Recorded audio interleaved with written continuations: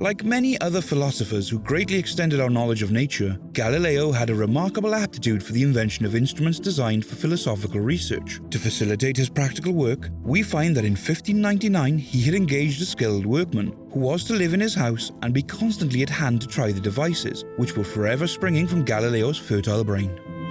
He flicked the horse with his whip, and we dashed away through the endless succession of sombre and deserted streets, which widened gradually until we were flying across a broad balustraded bridge, with a murky river flowing sluggishly beneath us. Beyond lay another dull wilderness of bricks and mortar, its silence broken only by the heavy regular footfall of the policeman, or the songs and shouts of some belated party of revellers.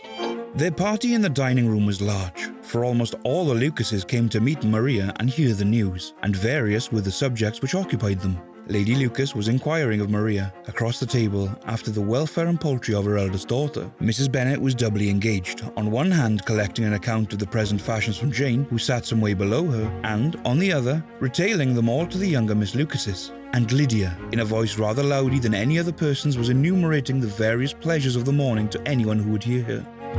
Perhaps the voice behind the door spoke the truth.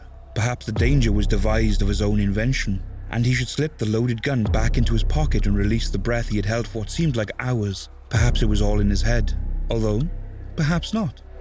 His heart was racing, and yet he couldn't move. He felt paralyzed. As he took in large gulps of air, he noticed the stench permeating the room. It was the stench of rotting flesh, decomposing remains of the countless victims it had taken. The lights in the room began to dim. His body weakened. He knew his time had come.